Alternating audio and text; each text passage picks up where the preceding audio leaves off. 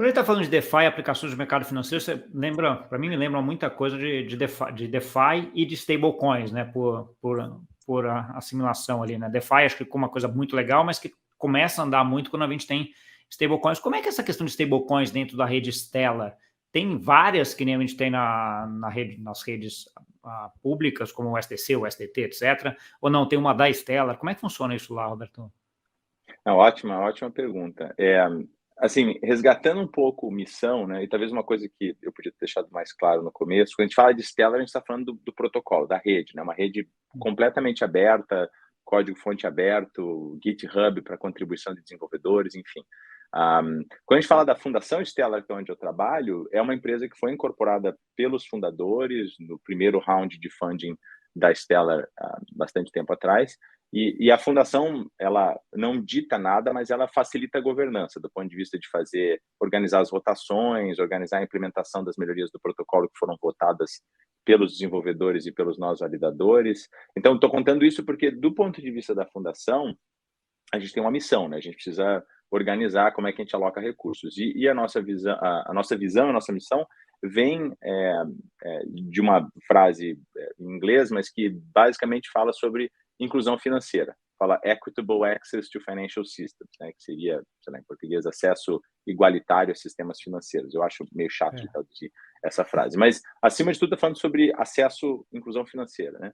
Então, quando a gente pensa os casos de uso que a Stellar começou a se diferenciar, que é a remessa internacional, as stablecoins são fundamentais, né? Porque se a gente voltar lá para começos dos anos 2010 e ver que o Bitcoin teve um papel importante em remessas internacionais em países sob sanção, em países sobre momentos de crise, tinha esse lado legal, que é você ver que tem uma tecnologia nova facilitando esse tipo de transação, e no geral quem está fazendo isso precisa fazer isso, né?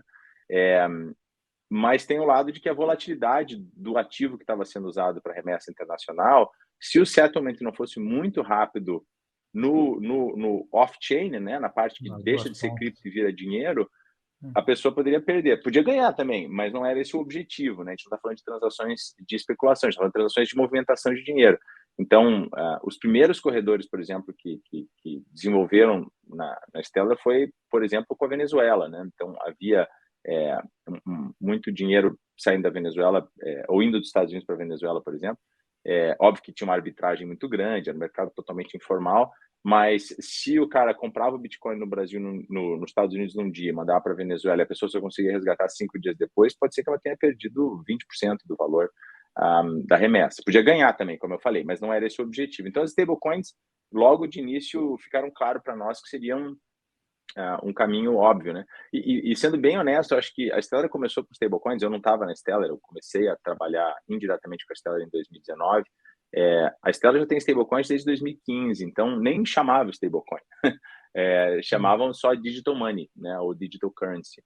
E a ideia ali era de ter ativos atrelados a alguma moeda fiduciária, alguma moeda fiat.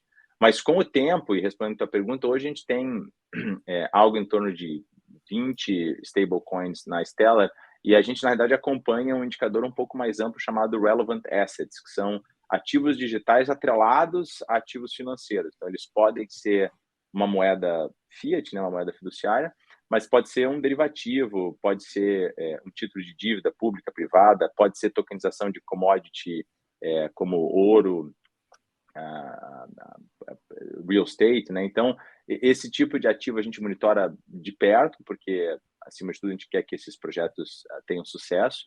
Então, hoje a gente está no número de 79, que foi o que a gente apurou no último quarter, né? E a gente vem evoluindo nossos critérios para dizer se um ativo relevante é, de fato, um ativo relevante. Onde, especialmente falando disso essa semana, depois de tudo que aconteceu nos Estados Unidos e com o USDC, um dos pontos mais sensíveis para esse tipo de ativo do mundo real ser tokenizado é como é que se gerencia as reservas, né? Como é que se gerencia o collateral desses ativos. Então, isso é uma coisa que a gente, especialmente a equipe que eu trabalho, investe bastante tempo, né? De definir esses critérios e monitorar esses critérios.